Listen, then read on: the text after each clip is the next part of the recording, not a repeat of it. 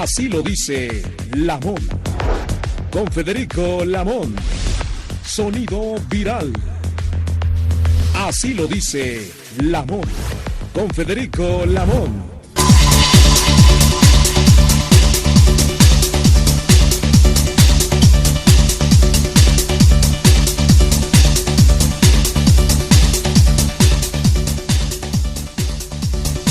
Muy buenas tardes, amigas, amigos de la audiencia, transmitiendo para ustedes desde la señal de Radio Cañón 760 del cuadrante, en el interior de la República Mexicana y en este Valle de México, Valle de Anáhuac.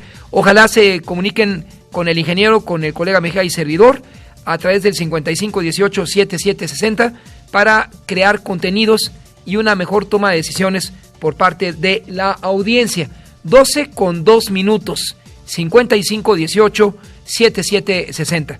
Más adelante le anuncio también en las redes donde nos puede ubicar, pero este 9 de agosto se conmemoramos el Día Internacional de los Pueblos Indígenas, para no olvidar que este sector de la población es trascendente para el crecimiento y desarrollo de una nación. De acuerdo con el Instituto Nacional de Estadística y Geografía, en el país habitan 68 pueblos indígenas, cada uno hablante de una lengua originaria propia, que juntas reúnen 364 variantes. De acuerdo con el censo del 2020, el 6.1% de la población de 3 años de edad en adelante se registró como hablante de alguna lengua indígena, lo que representa alrededor del 7.36 millones de personas. En el marco del Día Internacional de los Pueblos Indígenas, el 79 presidente López Obrador firmó el decreto por el que se reconocen los lugares sagrados y rutas de peregrinación de los pueblos Huixarica, Nayeri, Odam o Audam, Mexicán de los estados de Jalisco, Nayarit y Durango, entre otros casos. El presidente reveló que le envió una carta a su similar estadounidense Joe Biden, derivado de 2 acciones que emprendió en favor de la comunidad migrante. Hizo un reconocimiento al gobierno estadounidense por abrir la vía legal para el ingreso de migrantes y por no construir muro con México.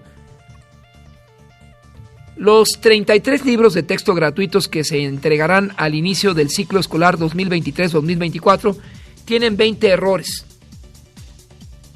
Y se suman otros.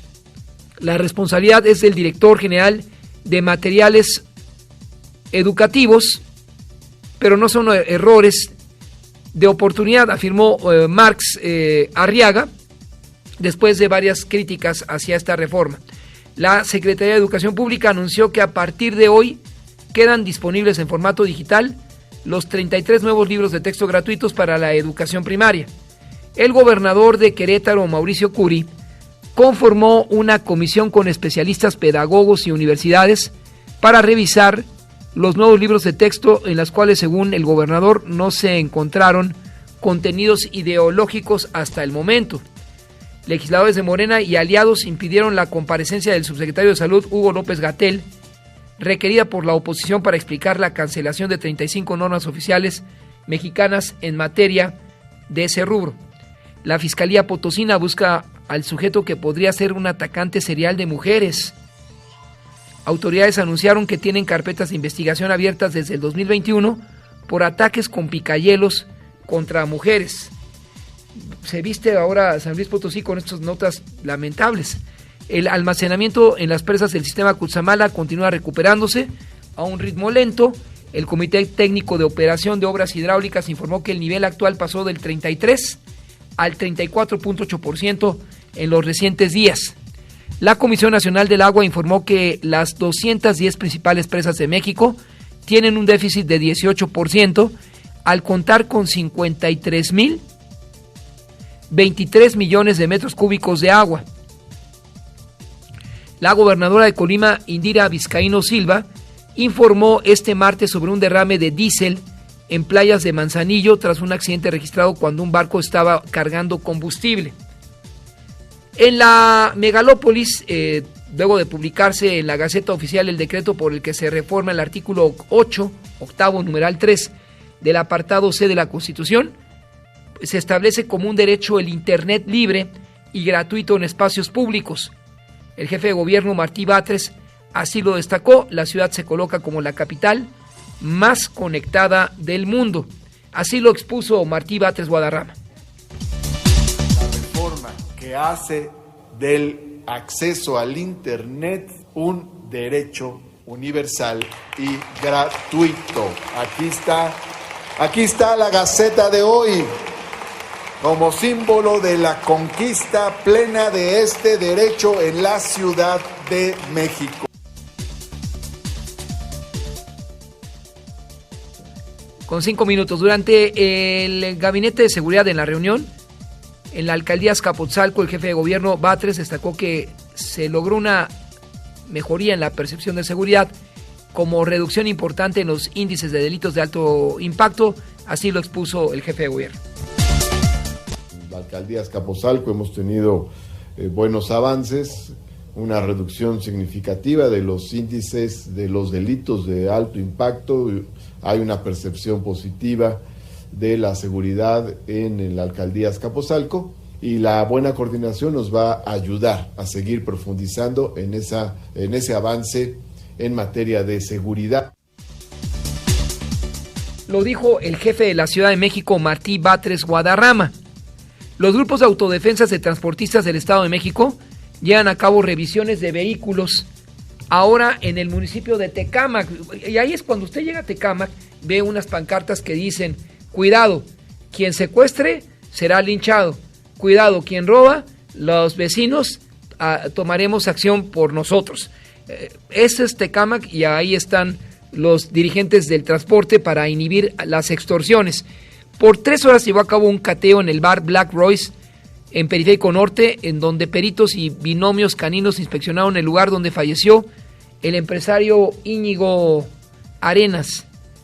Elementos de la Secretaría de Seguridad Ciudadana llevan a cabo el operativo Pasajero Seguro sobre el eje 6 Sur Independencia al cruce con el eje central Lázaro Cárdenas en la colonia Independencia para inhibir el robo de pasajeros en las unidades de transporte público. La Secretaría de Turismo citadina informó que se realizará la edición número 30 de la exposición culinaria del elote y la tortilla en el pueblo de San Juan Ixtayopan de la alcaldía Tláhuac, la cual se realizará del 12 al 20 de agosto. En lo internacional, el gobernador tejano Abbott descartó que las boyas que instaló su estado en el río Bravo para contener, según él, el cruce de migrantes desde México, causaran la muerte de 2 personas halladas en esa área. Son las 12:08. Vamos a platicar diferentes temas que son de interés nacional, como ellos son que el próximo 17 de este mes de agosto, es decir, la próxima semana, se definirán a los 3 finalistas entre 4 de la Alianza Va por México. Esto es importante porque deberán contar ya con ese método o la metodología que legitima y los hará asistir a encuestas. Por el momento, la lista de aspirantes la encabeza Xóchitl Gálvez, seguida de Santiago Krill Miranda, Enrique de la Madrid, Beatriz Paredes, Miguel Ángel Mancera, Francisco García Cabeza de Vaca y Silvano Aureoles Conejo. Ellos rebasaron ya las firmas, un total de 150,000, otros llegaron a 325,000, como aduce el equipo publicista de Beatriz Paredes. Se cree que hoy por la tarde se abordará y profundizará en ese tema los integrantes de la FAM, esta Fuerza por México, el Bloque por México, y se conocerán también detalles de lo que sigue o seguirá al 17 de agosto. Mientras tanto, ahí están los nombres. Gálvez, Xóchitl, quien ha sido expuesta pues a irregularidades, a claroscuros en el manejo de sus ingresos. Santiago Krill, quien aún no explica la proliferación de los casinos durante su desempeño como secretario de Gobernación. Enrique de la Madrid, porque su padre desvió 120 millones de dólares cuando fue presidente de México, de acuerdo con Jack Anderson.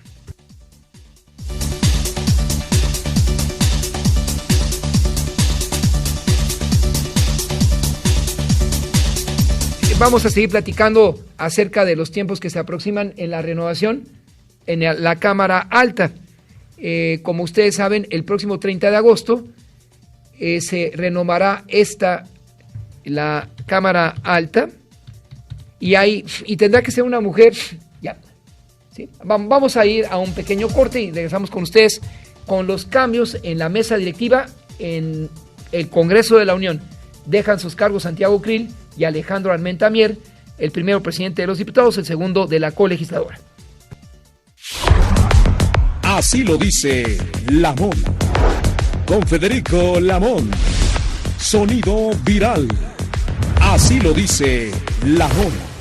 Mucho se habla a propósito de género, pero en el último año de la legislatura una mujer deberá cerrar con la presidencia de la Cámara Alta y hay varias candidatas desde luego. La mesa directiva en el Senado y cuál es el propósito de la mesa directiva en el Senado como un órgano coordinador, pero más allá de ello estamos enlazados precisamente con la senadora de la República por el estado de Tlaxcala, Ana Lilia Rivera, a quien agradezco tome a Radio Cañón 760 como su espacio esta tarde, senadora, y además Radio Cañón se escucha en los 60 municipios de su estado de origen, Tlaxcala. Buenas tardes para usted. Hola, muy buenas tardes. Muchas gracias. Saludo a su auditorio con mucha alegría en este día. Gracias. Como integrante de la actual mesa directiva, como vicepresidenta de la mesa directiva, ¿qué resultados arrojó su gestión en ese encargo, senadora, para conocimiento de la audiencia y particularmente quienes nos escuchan en su estado de origen, Tlaxcala? Gracias. Pues la mesa directiva es un órgano de control interno, de debate, aparte de otras atribuciones que tiene internas en el Senado, pero que sobre todo representa a todos los grupos parlamentarios. No es un espacio desde donde un grupo parlamentario específicamente puede imponer condiciones de beneficio para un solo grupo.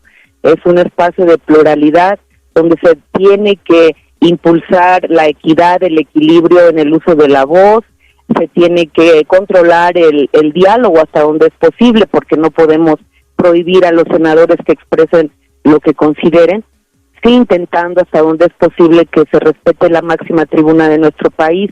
Entonces es un espacio donde hacer política fina es necesario para poder tener encuentros o evitar lo más posible los desencuentros, sobre todo en un proceso como el que viene, donde seguramente el Pleno se va a convertir en un ring de pelea ideológica más que de debate legislativo. Entonces, es muy interesante el trabajo desde la mesa directiva, porque desde ahí nosotros además podemos definir agendas, qué iniciativas es importante presentar, cómo construimos los acuerdos para llegar al Pleno. Es un diálogo permanente con todos los grupos parlamentarios, y al senador Alejandro Armenta y a su servidora, que somos los representantes de Morena en este momento, nos ha tocado vivir un momento previo al último año en el que los acuerdos ya fueron más difíciles de lograr, donde el Pleno cada día se convertía en un espacio de más violencia verbal. Entonces, ha sido muy intenso, ha sido muy interesante, hemos aprendido mucho, pero también hemos entregado muy buenos resultados.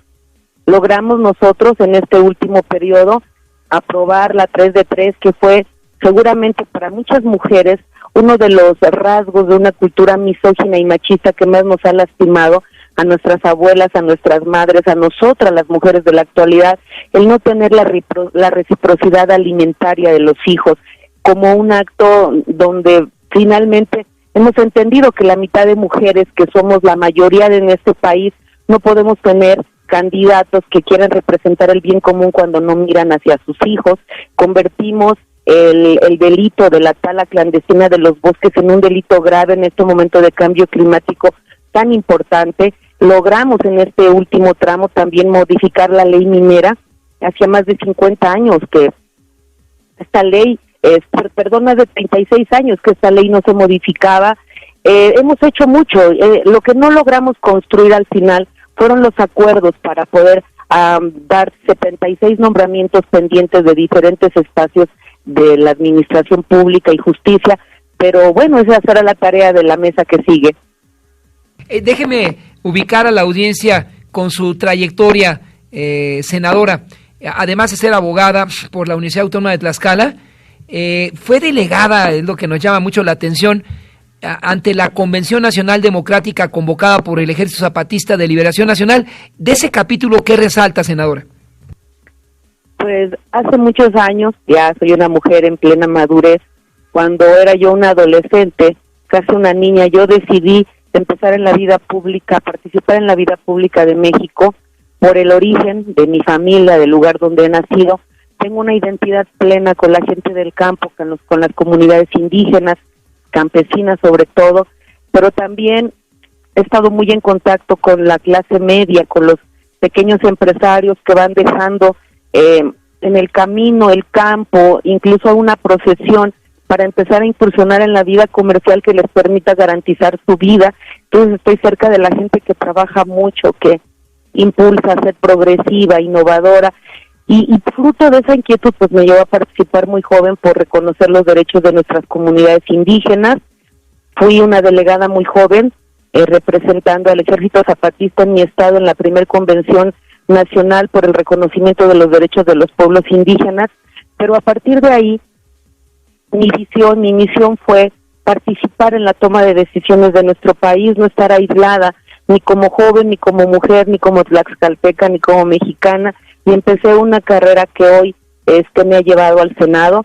Encontré en la izquierda, en ese momento en el PRD, con el licenciado Andrés Manuel, en 1997 la posibilidad de ya militar en algún partido. Coordiné la campaña de nuestro, en ese tiempo, candidato en el 2006 en 11 municipios de mi estado. Fui dirigente estatal del PRD muy joven, fui la primer diputada en ganar una elección de mayoría por la oposición en el estado de Tlaxcala, una diputación local. Y después de ahí me convertí en una militante activa, no solamente de un partido, sino de causas. Me involucré de lleno en el movimiento nacional Sin Maíz No Hay País, de tal manera que hoy soy una de las principales líderes de este gran movimiento. Encontré en este espacio una manera de poder expresar todo lo que yo veía en el campo, en la pérdida de soberanía alimentaria, en la pobreza, en el abandono. Me metí en temas alimentarios posteriormente. Esto me llevó a integrarme pronto en actividades de diversas luchas en el estado de Tlaxcala en favor de la vida, del agua, de la tierra, en favor de los derechos de las minorías, ya no tanto como una representante de un partido, sino como una activista social, que es lo que más he luchado. En el 2012 volví a coordinar campaña del licenciado Andrés Manuel López Obrador. Para el 2013 ya era yo dirigente nacional de Morena. Fui la primer secretaria de Asuntos Indígenas y Campesinos de este movimiento. Fui la principal fundadora, la que organizó la Asamblea Fundacional de Morena en el estado de Tlaxcala, en otros estados de la República también. Y finalmente, en el 2015 fui candidata a diputada federal, la primer candidata a diputada federal por Morena. Ya en el 18 tuve la oportunidad de competir en una candidatura de mayoría por la senaduría de mi estado, pero puedo resumir mi vida políticamente en 26 años de una lucha intensa desde abajo, llena de sacrificio, de aprendizaje. No he llegado al Senado de la República de manera improvisada, pero he aprendido muchísimas cosas. Ha sido para mí la mejor escuela el Senado. Aprendí a hacer política fina, a controlar mi pasión, a permitirle a mi razón que se ponga por encima de mis pasiones, a entender la complejidad del movimiento de transformación en medio de una dinámica todavía neoliberal y de apatía social, a entender que este es un proyecto de largo alcance y que desde el Senado puedo contribuir para que este proyecto se consolide y las simientes del movimiento sean fuertes para lo que sigue.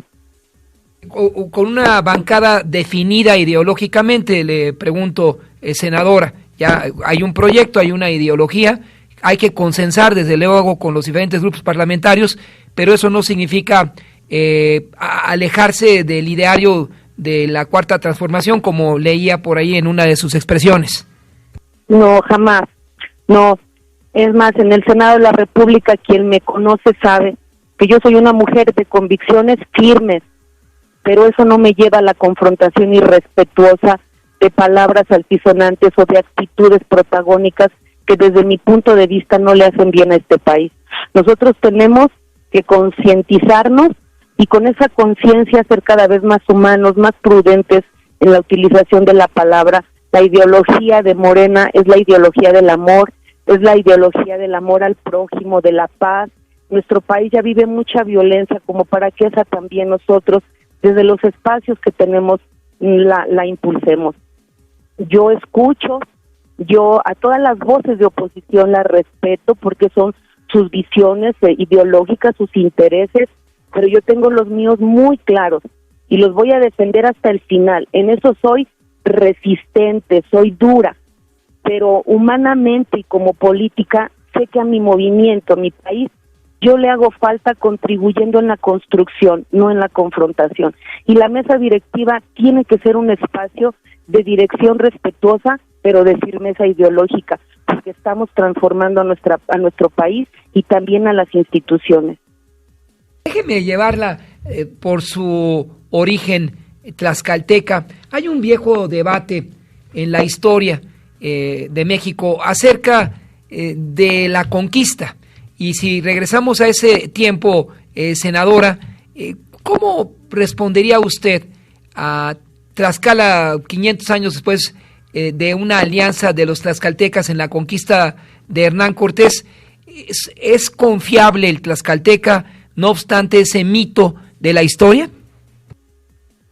Nosotros hemos vivido durante más de 500 años un estigma que nos ha pesado culturalmente en la construcción del México que después de la conquista construimos entre todas y todos.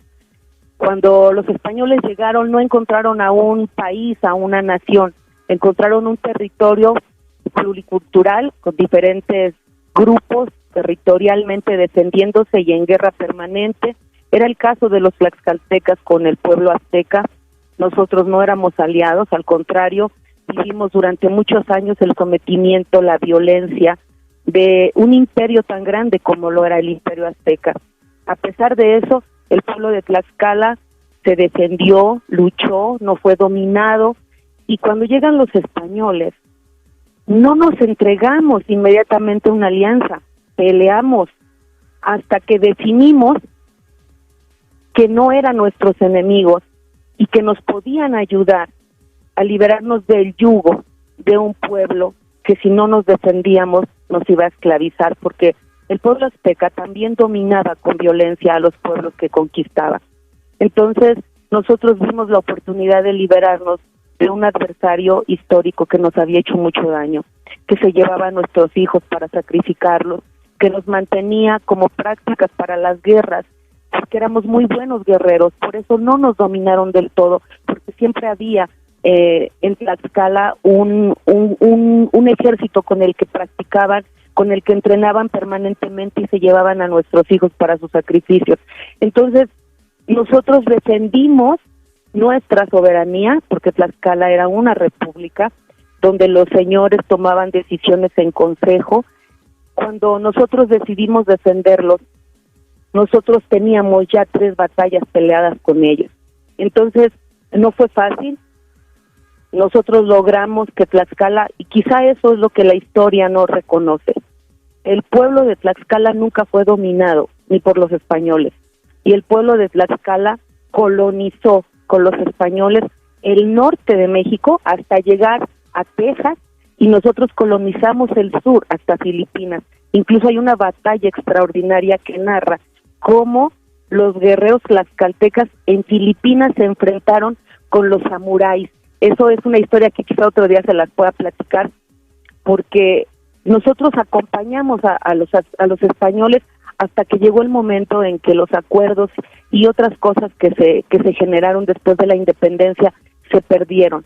Pero después de la independencia, nosotros los tlaxcaltecas fuimos los grandes perdedores en la construcción de México, porque se nos adjudicó la traición a una nación que no existía, más allá de reconocer que fuimos valientes y leales a nuestro pueblo, a nuestras tradiciones, a nuestra cultura. Creo que Tlaxcala hoy está en un momento distinto, estamos renaciendo, estamos buscando que se reconozca la grandeza de nuestra historia, nuestra contribución en la fundación de Zacatecas, San Luis Potosí, Coahuila, Jalisco, Nuevo León, y en tantas partes del país donde dejamos sembradas nuestra cultura, nuestra agricultura, nuestra artesanía, nuestra manera de ver la vida, el mundo, el universo. La historia de Tlaxcala es maravillosa, es riquísima y está llena de una dignidad que ojalá un día el pueblo de México alcance a entender. Se puede confiar en un tlaxcalteca, claro. Los tlaxcaltecas daremos nuestra vida cuando encontramos una convicción que nos motive a ir más allá de lo material. Y solo para concluir, agradeciendo su disposición de platicar con Radio Cañón, que se escucha ya en los 60 municipios de su entidad. Senadora, ¿no pasaría inadvertida la Ley Federal de Fomento y Protección del Maíz Nativo, donde usted ha empeñado una parte de su quehacer?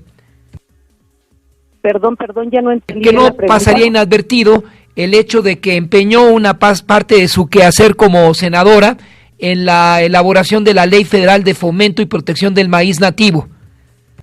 Bueno, quiero decirles que esta ley, la que usted acaba de mencionar, es el resultado de más de 30 años de resistencia en defensa de nuestra semilla madre, la que nos alimenta y la que alimenta también nuestro espíritu, porque Mesoamérica, pero sobre todo México, no se concibe sin el maíz, base de nuestra alimentación, de nuestra cultura y de nuestro patrimonio biológico. Son más de 10,000 años de evolución.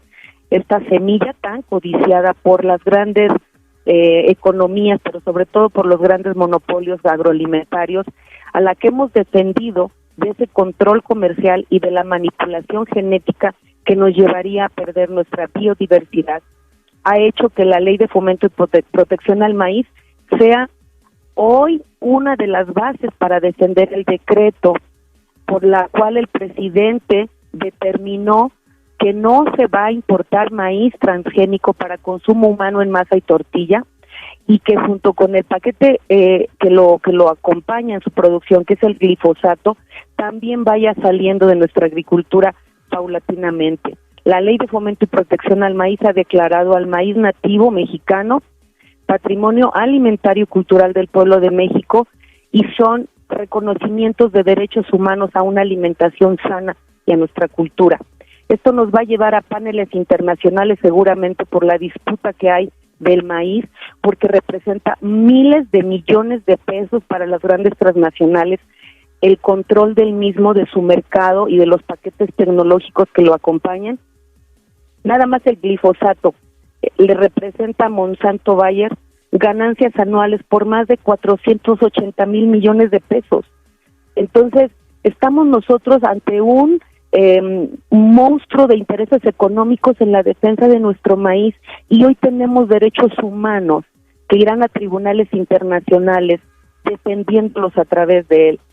Los tribunales internacionales, si llegáramos a ese caso, en la disputa por el maíz, en estas mesas que pretenden poner en el Tratado de Libre Comercio para verificar si estamos o no violentando los acuerdos comerciales, nos va a llevar a tribunales donde internacionalmente tendrán que definir entre intereses económicos y intereses de derechos humanos.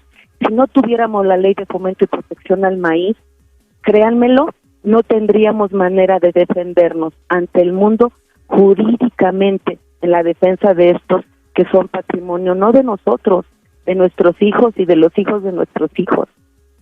Agradezco, senadora, por tomar, vicepresidenta de la mesa directiva, esta llamada para Radio Cañón 760 del Cuadrante y hacer esa aclaración frente al juicio de la historia hacia los tlaxcaltecas. Los tlaxcaltecas, les cito textualmente, son confiables. Muchas gracias, senadora, por esta oportunidad. Muchas gracias, un abrazo a todos ustedes y a mi pueblo querido, lo abrazo con el alma para quien nos esté escuchando. Muchas gracias. Son las 12:32, hay más información aquí en Radio Cañón. Así lo dice Lamón. Con Federico Lamón. Sonido viral. Así lo dice Lamón. Son las 12:34. A propósito del diseño, elaboración, distribución de los libros de texto gratuito. Escuchamos hace 2 días a la presidenta de la Comisión de Salud abordando este tema. Ahora con la integrante por Acción Nacional es la senadora Guadalupe Saldaña. Los libros de texto gratuito y piden la comparecencia de la titular de la SEP. Le agradezco, tome la llamada para Radio Cañón 760 del Cuadrante, senadora Guadalupe Saldaña, y buenas tardes para usted.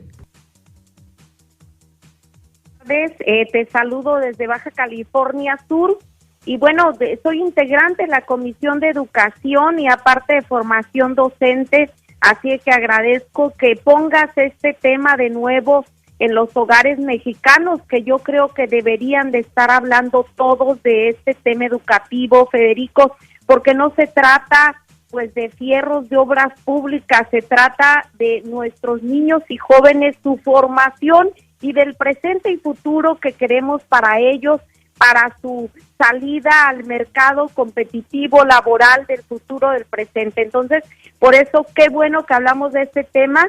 Y pues comentarte que regresando al periodo estamos previendo un foro nacional con expertos, Federico, gente especialista, gente totalmente pues ajena a los temas de partidos, que puedan decirle a la sociedad lo que está pasando. Y vamos a armar este foro precisamente porque hemos escuchado ya de expertos que han hablado sobre el riesgo, las fallas y sobre todo este proceso viciado en que se dio la elaboración de estos libros de texto.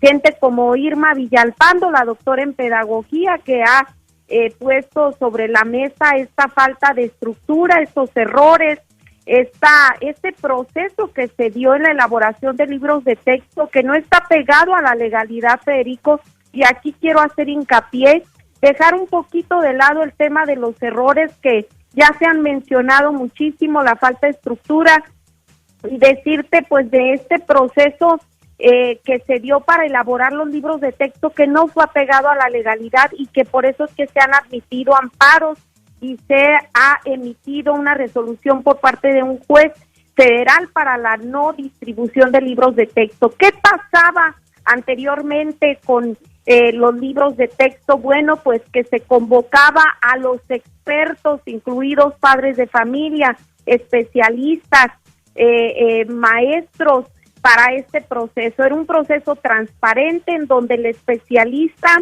participaba y en donde se apegaba a toda esta generación de libros de texto a planes y programas que eran pues publicados por el Diario Oficial de la Federación. Ahorita no tenemos planes y programas todavía publicados, o sea, es ilegal que primero estén los libros de texto sin planes y programas publicados. Y aparte, pues quisimos pedir información, ahí están los oficios sobre este proceso de elaboración de ahorita y pues reservada la información a 5 años, y pues es que nos alarma aún más por qué tanto hermetismo en decir quién elaboró los libros de texto, quiénes participaron, cuál fue el filtro, y pues viene pues toda esta polémica que se da, Federico, y pues vienen los amparos que interpone la Sociedad de Padres de Familia, y pues esta respuesta de algunos estados de suspender la distribución, y pues esperemos que permee esto en todo el país y que se cuide el proceso legal y que se suspenda esta distribución hasta que no se resuelva el tema jurídico y hasta que no se analice de fondo también qué va a pasar con el tema pedagógico, con el tema formativo. Y bueno, también recordar un poquito cuando se dio la reforma educativa, Federico, desde el inicio propusieron desaparecer en el artículo 3º las matemáticas. Yo subí a tribuna a exponer el tema y fue que se incluyó de nuevo y se volvió a corregir la ley, pero ahora entiendo por qué se desaparecía o por qué era la propuesta de desaparecerlo del artículo 3º, pues seguramente era respaldando lo que venía a futuro, que fue esto, que es casi la desaparición dentro de los contenidos y la desaparición del libro de matemáticas. Esto es lo que tenemos Federico, Pueblo de México, y pues como integrante de la Comisión de Educación, como pedagoga, como mamá, pues involucrada y viendo cómo desde la sociedad civil también se puede hacer algo, porque no es suficiente que los políticos, que los legisladores, no es suficiente lo que hacemos, necesitamos una sociedad civil involucrada para que pueda pues abanderar con nosotros estas causas y estas luchas. Nos queda claro esta primera su exposición. Entonces, ¿no hay ningún impedimento legal, le pregunto, senadora, para que los libros de texto gratuito se distribuyan en este ciclo escolar 23-24? Sí hay impedimento legal, de hecho por eso algunos estados han suspendido la entrega de los libros de texto. Debieran todos los estados estar acatando, debiera el gobierno federal acatar la resolución del juez que dijo que no se distribuyeran los libros de texto y que respondió al amparo que interpusieron las sociedades de padres de familia. No deberían de estarse distribuyendo.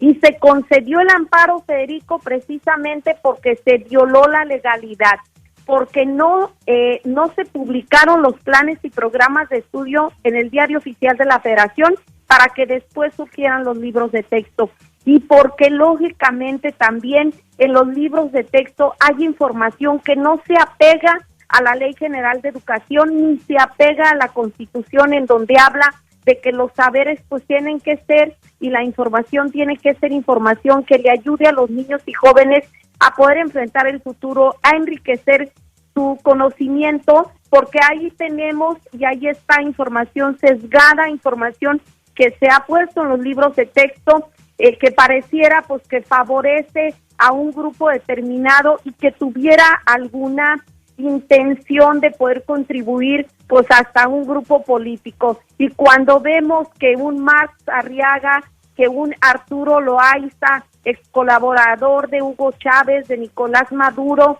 fueron los artífices de todo esto, pues ya nos podemos dar idea pues de por qué estamos viendo los problemas que estamos enfrentando ahorita. Entonces, por eso sí es ilegal que se esté distribuyendo. La sociedad civil es la que tiene que entrarle a esto también, y nosotros, por supuesto, desde nuestros espacios, Federico. Y bueno, eso que no me he metido a discutir y a debatir el tema también que abordan, de cómo abordan la educación sexual, que yo le he dicho a la gente de los partidos, vamos dejándoselo a los expertos para que vean que este no es un tema solamente de ideologías, es un tema mucho más complejo que tiene que ver con pedagogía, con formación, con estructura. Pues es un tema mucho más profundo, y como te decía Federico, ya no estamos hablando de infraestructura, de obras públicas, estamos hablando de mentes de nuestros hijos, de los niños, de los jóvenes del país. Yo por ahí hice una propuesta para que fuera el inglés ya obligatorio en las escuelas públicas de este país.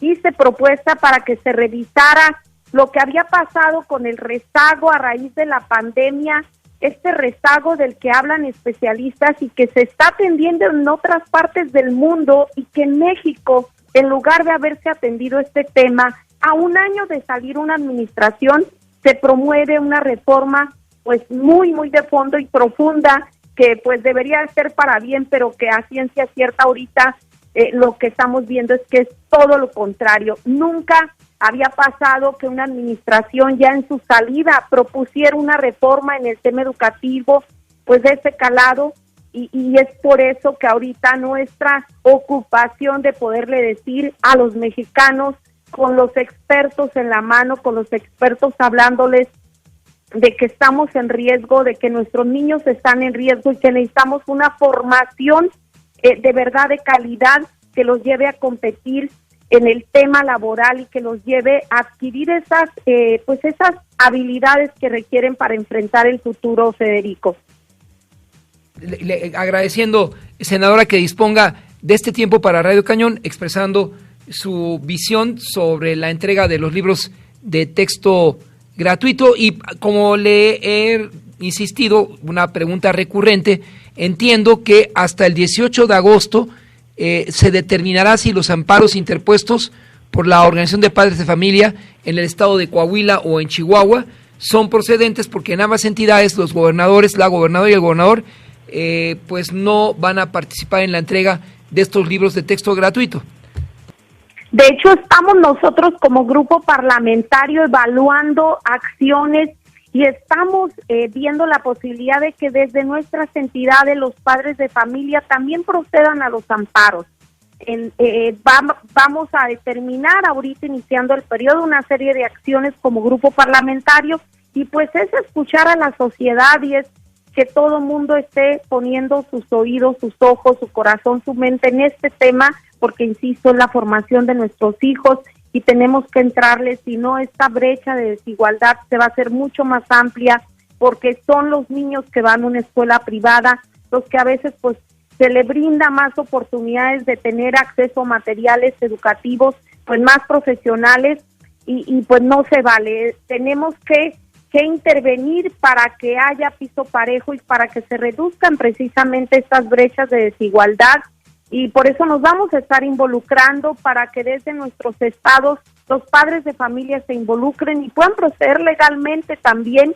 Y desafortunadamente pues en estados como Baja California Sur, que es el donde yo pertenezco, aquí pues el gobernador, y que por cierto es maestro, ha dicho pues que aceptado, no pasa nada y que es un escándalo de los neoliberales, y pues yo creo que no se vale ese discurso. Los niños no tienen partidos y con los niños tenemos que tomar los temas pues con mucha seriedad y ponernos manos a la obra y trabajar en equipo para que esto pues tome el curso más adecuado, y creemos que es apegado a la ciencia, apegado a los expertos, el curso que debe de tomar sin ningún tema partidista ni de ideologías, y por eso es la preocupación de que un Marx Arriaga, el mismo Arturo Loaiza, pues sean los que hayan sido los actores principales de la elaboración de estos libros de texto, y que en realidad ni siquiera tenemos información de quiénes, qué profesores intervinieron, qué formación tuvieron, qué filtro hubo para los que participaron. Comentarte, Federico, yo platicaba hace unos minutos con un maestro que participó en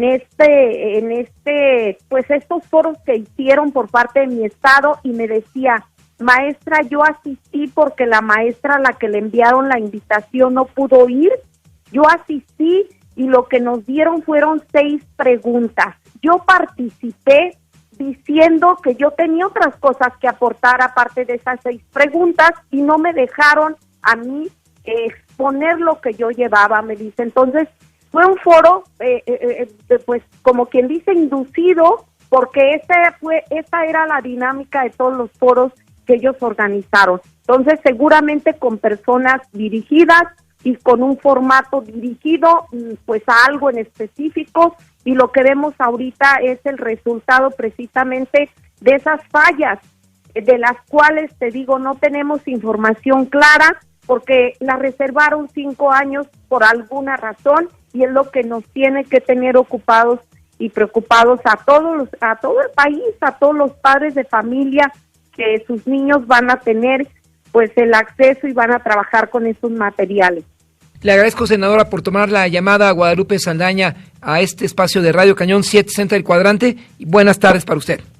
A tus órdenes, buenas tardes a todo tu auditorio. 12:48, hay más aquí en Radio Cañón 760. Así lo dice Lamón. Con Federico Lamón. Sonido viral. Así lo dice Lamón. 12:50. Todo está listo para que el Consejo del Instituto Electoral de la Ciudad de México inicie, no mañana, pero allá en el mes de septiembre, pues la logística para la jornada en la que se renovarán las 16 alcaldías, el Congreso local, y también con esa variable de los nombramientos de los integrantes de las alcaldías. Vamos a enlazarnos vía telefónica con la maestra Erika Estrada, consejera electoral en la Ciudad de México. Muchas gracias, maestra, por aceptar la comunicación de Radio Cañón 760 y buenas tardes. Muy buenas tardes, gracias a ti por el espacio. Como explicaba la audiencia, el Instituto Electoral de la Ciudad de México inicia en la primera semana de septiembre la logística para la elección de la jefatura de gobierno, diputaciones, alcaldías y concejalías. ¿Cuándo es la fecha formal de inicio? ¿Cuáles serán las variables frente a la contienda intermedia en el caso de las 16 alcaldías y las concejalías? Y si también los alcaldes actuales podrán, ya lo hicieron, me parece que en el 2015, podrán reelegirse. Claro que sí, mira, empezaremos la primera semana de septiembre.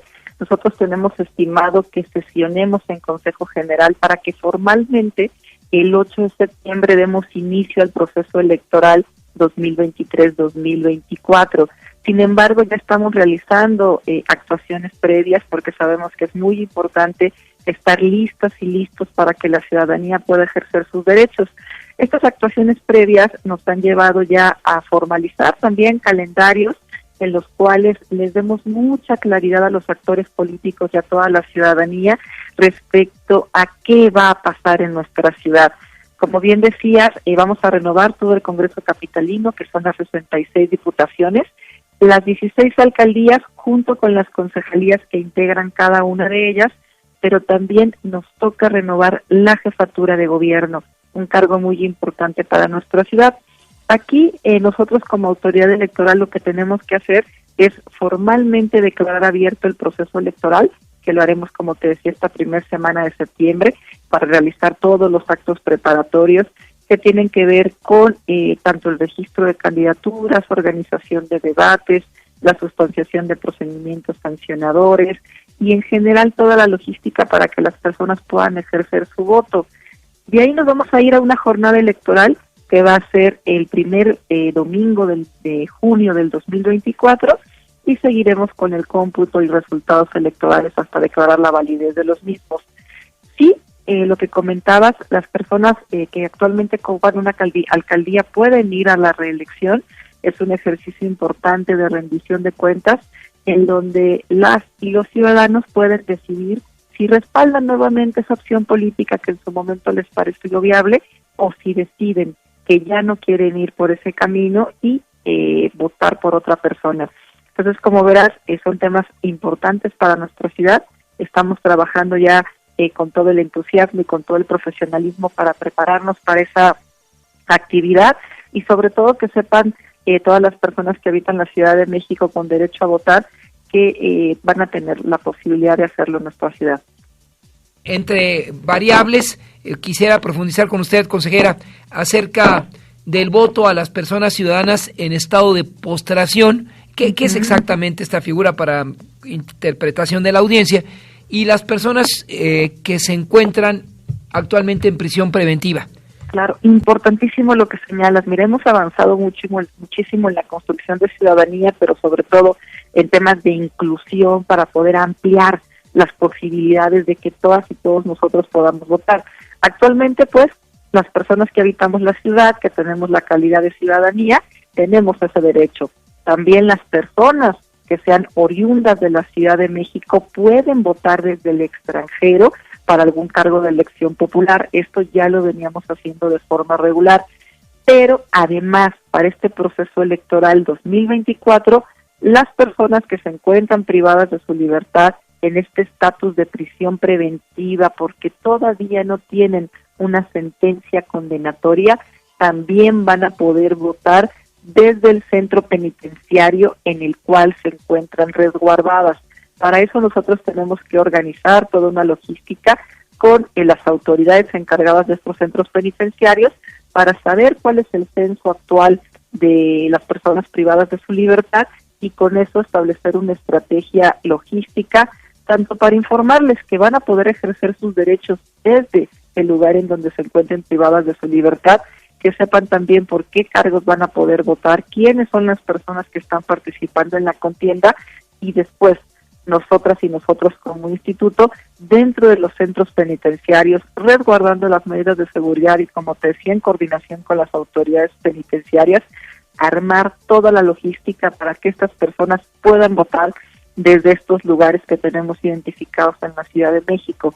Además, Las personas que se encuentran en estado de postración, esto es, que no pueden salir de su domicilio, no pueden trasladarse a la casilla electoral a ejercer sus derechos el día 2 de junio, también van a poder hacerlo de manera, no quisiera utilizar la palabra presencial para que no se confunda en que tienen que acudir al centro de votación, sino más bien que nosotros como instituto vamos a tener que implementar una logística para identificar quiénes son estas personas que se encuentran impedidas a trasladarse, con eso poder levantar un listado que las identifique y que nosotros podamos tener la posibilidad de acudir al lugar en donde se encuentran, llevar todos los materiales electorales que tengan pues todas estas medidas de seguridad, de certeza, de secrecía del voto, pero sobre todo garantizar que puedan hacerlo y que su voto va a ser contado.